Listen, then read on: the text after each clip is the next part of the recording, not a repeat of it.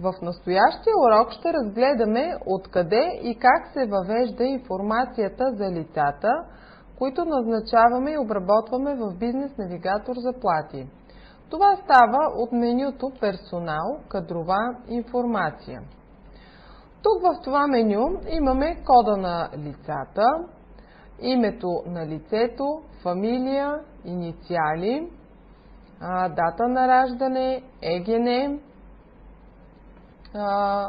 и други данни от кадровата информация на лицето. Тук в това меню можем да редактираме данните на някоя от вече назначените лица, както и можем да си добавим ново лице. Нека с бутон добавяне да си добавим ново лице. Тук на страничка Общи данни излиза първо персоналния код на лицето, като този код се задава автоматично от програмата и това е поредния номер на лицето. Кода за сортировка по подразбиране е заложен 4 деветки, което означава, че лицата ще се подредят по азбучен ред на основния работен екран на Бизнес Навигатор заплати. След това полетата за име. Тук се въвеждат име, презиме и фамилия. Нека да си въведем лицето Георги. В следващото поленце титли. Тук по принцип, ако лицето има някакви титли, например доктор, професор и така нататък, тук можем да я въведем и тя ще се отпечати пред името на лицето в фиша и ведомостите. Следва презиме Асенов Атанасов.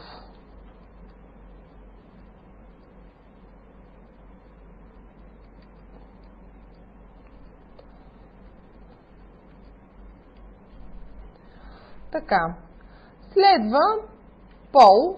Тук по подразбиране е заложено мъж, така че тук не го променяме.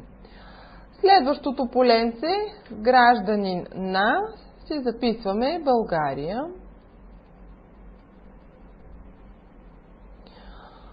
Следващо поле дата на назначаване се взима, когато попълним страничка договори.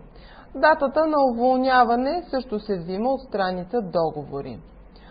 Ако лицето е уволнено по член 328, тук в това поленце се слага отметка, за да се попълни в справката за статистиката.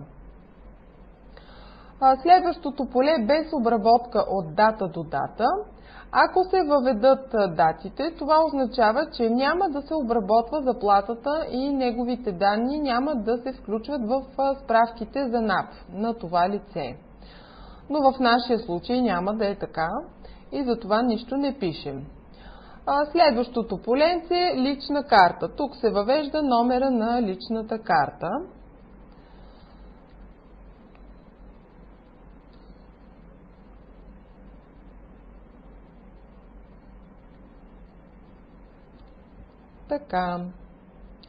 Следващото поленце, датата и мястото на издаване си въвеждаме 22 март 2002 година. И е издадено от МВР София. Следващото поленце, много важно, ЕГН-то на лицето трябва да бъде коректно въведено, тъй като програмата прави проверка на ЕГН-тата. Нека да въведем 7302 17 4448. Датата на раждане също е много важна. Значи това е 17 февруари 1973 година. И е родено в София лицето.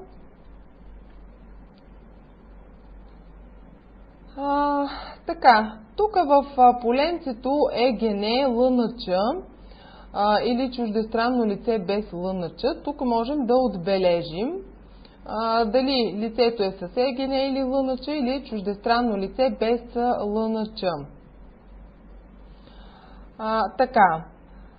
Следващо поле, БУЛСТАТ на самоосигуряващото се лице, се слага, ако лицето е самоосигуряващо се, но нашето лице няма да е самоосигуряващо се, затова тук не попълваме нищо.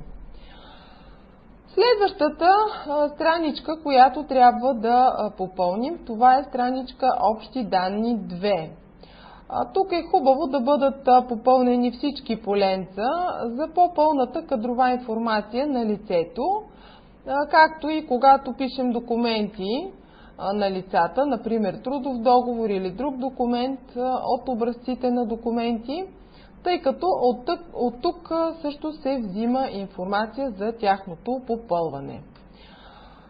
Първото тук, което трябва да си попълним, е образованието на лицето. Пишем си висше. Специалност компютърни системи.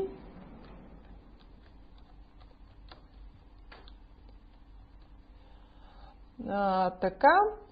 Следващото поле, това е професия.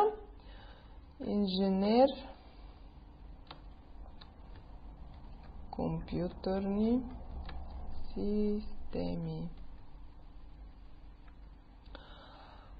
Така, следва полето за номер на диплома 10876 от дата 8 юли 1999. Така, дипломата е издадена от Технически университет София. Така, следващото поленце е телефона на лицето 986 3456.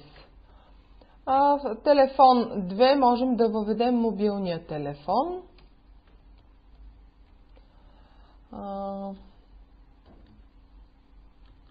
Така. Следва полето за имейл адреса,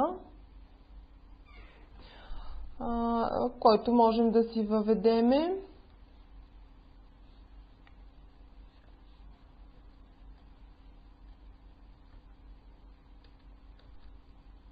Така.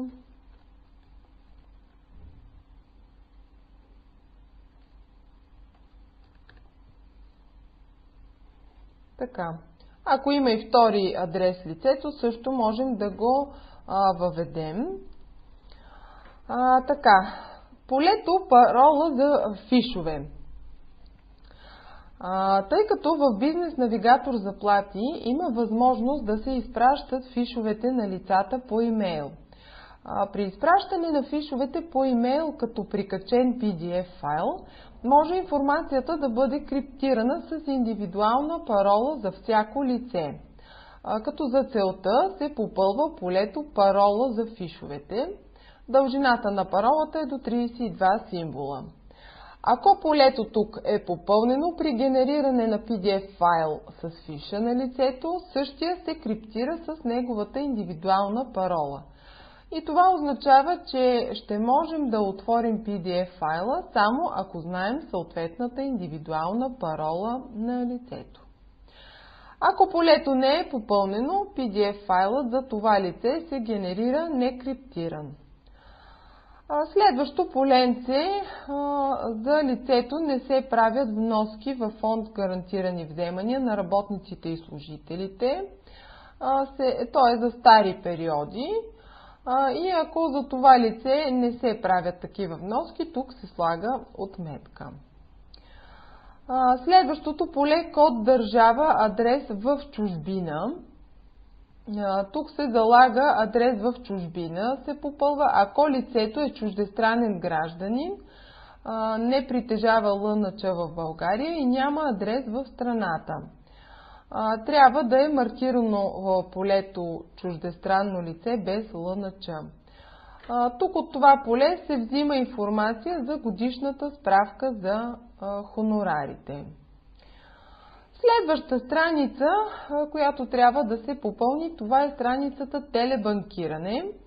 Тук се попълва банковата сметка на лицето, като тук се залага наименованието на банковия клон, БИК и IBAN на лицето.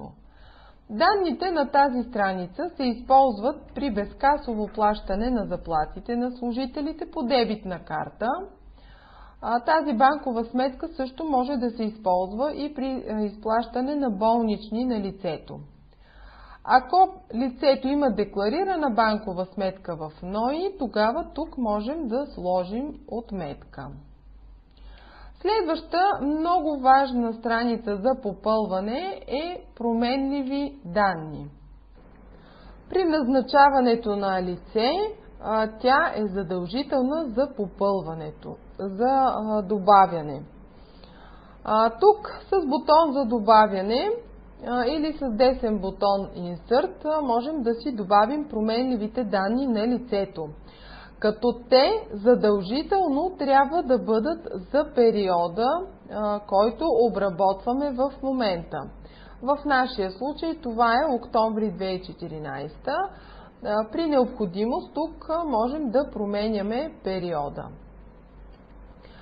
тъй като тук излиза периода, който е последен в списъка в базови данни периоди. Виждаме, че тук полетата образование и професия са се пренесли автоматично от страничка Общи данни 2, където ги попълнихме. Тук се намират всички видове трудови правоотношения, от които можем да избираме при назначаването на лицето. В нашия случай нека лицето да е на трудов договор.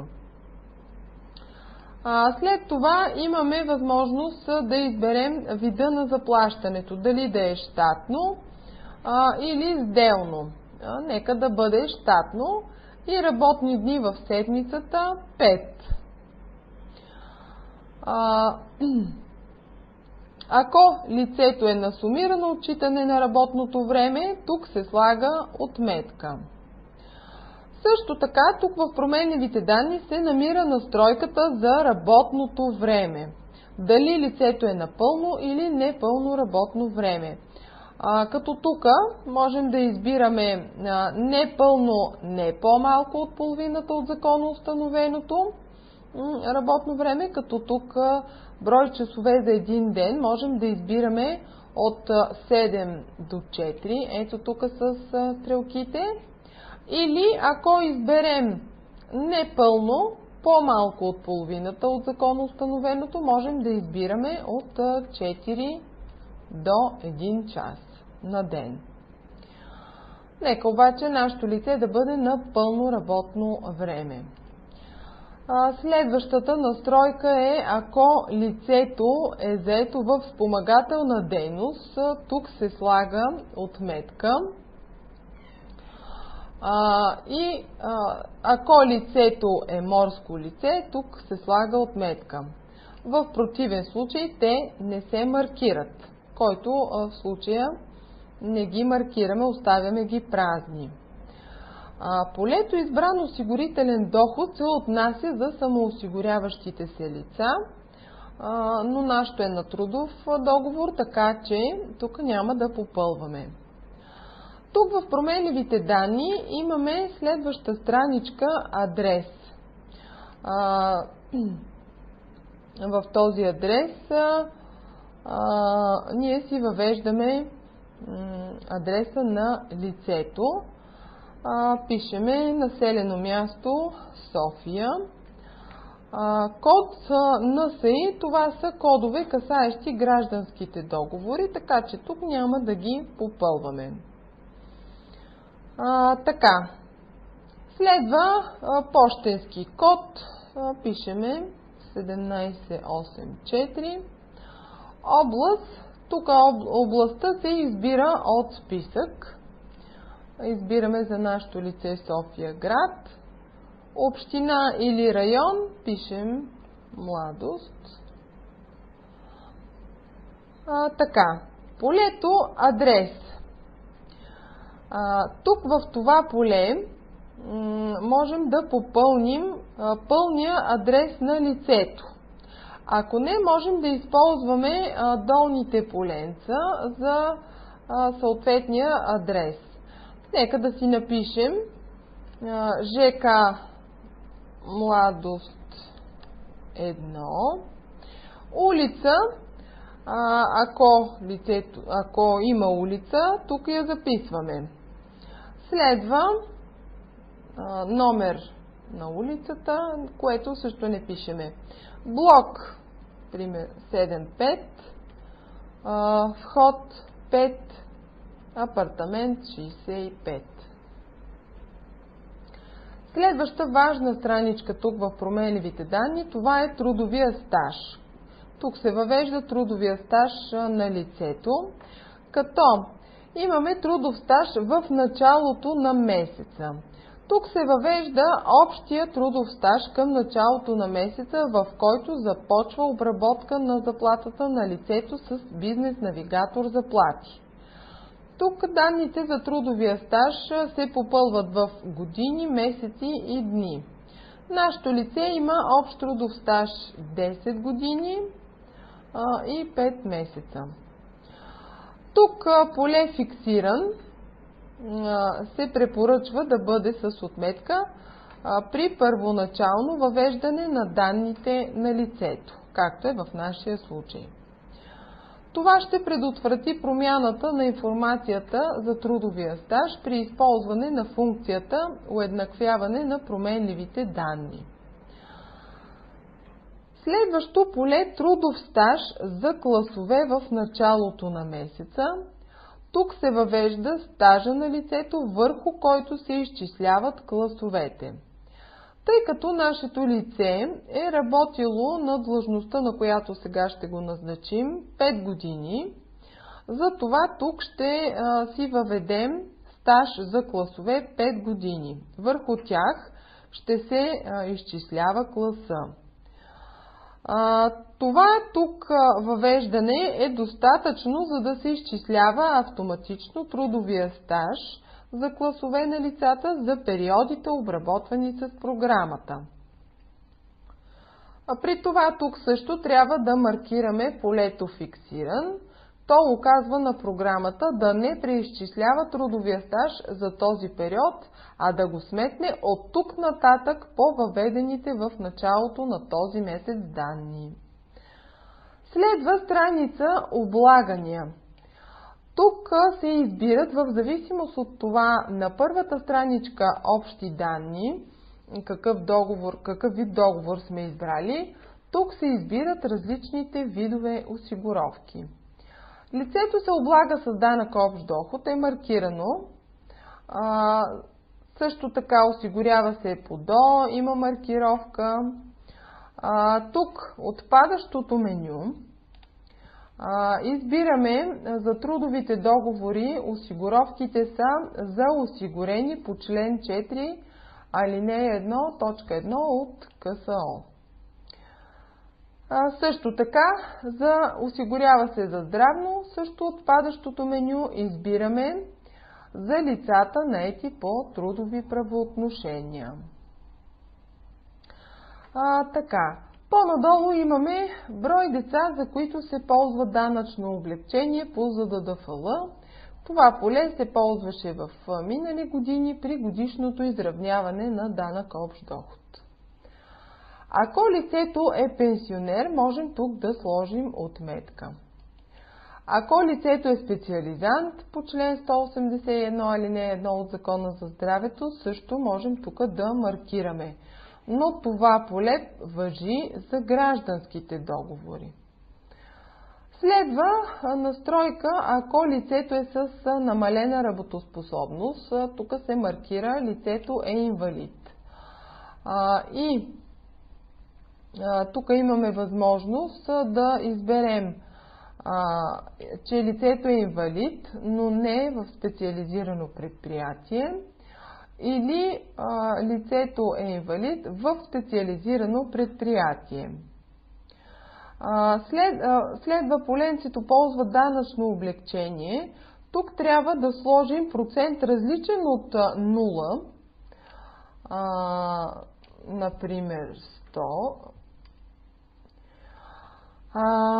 За да може програмата да сложи сумата на месечната необлагаема сума, която според настоящото законодателство е 660 лева на месец. Тази сума е предварително заложена в базовите данни на програмата.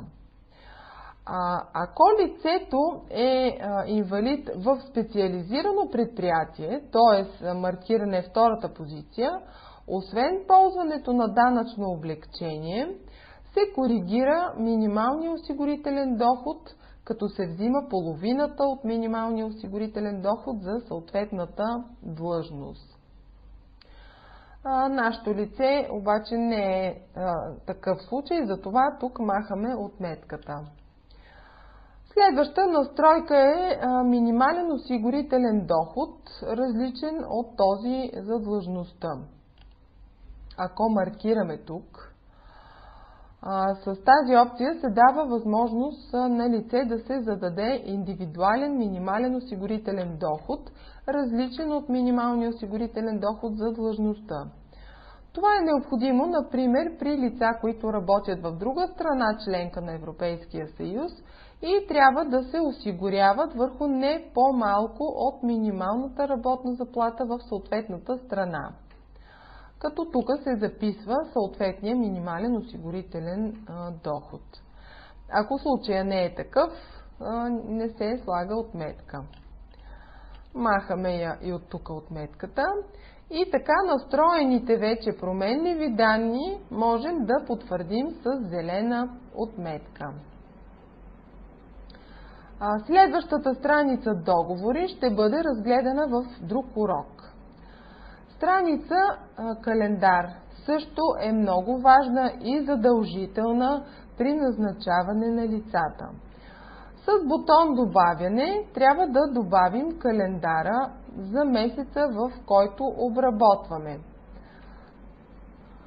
В случая тук трябва да изберем заплати октомври. Отдолу ни се попълва работния календар на лицето с работни дни за лицето, почивни и отработени. Потвърждаваме календара с зелена отметка. Следващата страница отсъствия. Тук, когато лицето има отсъствия, с бутона за експорта, тук ще можем да изваждаме справка и в Excel OpenOffice, както и списък на отсъствията на лицето. Следваща страничка заработки, както и страничка суми, се попълват автоматично, когато сме обработили заплатите на лицата.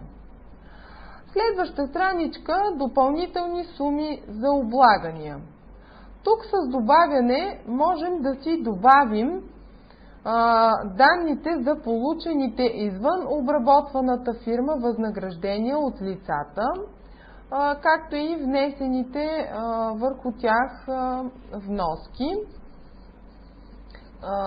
Допълнителните суми за облагания са необходими за правилно изчисляване на възнагражденията на лицата, работещи по два трудови договора, както за данните от основния работодател, ако лицето е на втори трудов договор при нас, за да може програмата да ограничи осигуровките. Тук си добавяме съответния период, данните на работодателя и осигурителния доход, за да може така по същия начин тук могат да се въведат и данни от други работодатели, пък ако лицето при нас е на основен трудов договор в нашата фирма, за да се изчисли правилно данъка. Ако лицето не е работило цяла година при нас, тук може да въведем допълнителни суми за облагане за месеците, в които не е било при нас на работа лицето, за да може да се попълни годишната справка за данък общ доход. Страничка, цикли и графици се отнасят за лица, които работят на сумирано отчитане на работното време, но нашето лице не работи на сумирано отчитане, затова тези страници са празни. Следващата страница – годишни отпуски. Тук, когато лицето излиза в редовен годишен отпуск, тук ще можем да видим справка за това кога е излязло, колко дни е ползвало, колко дни му остават и така нататък. Тук с бутона за експорта ще можем да си изваждаме съответните справки за това. Така, следваща страничка – осигурявани лица.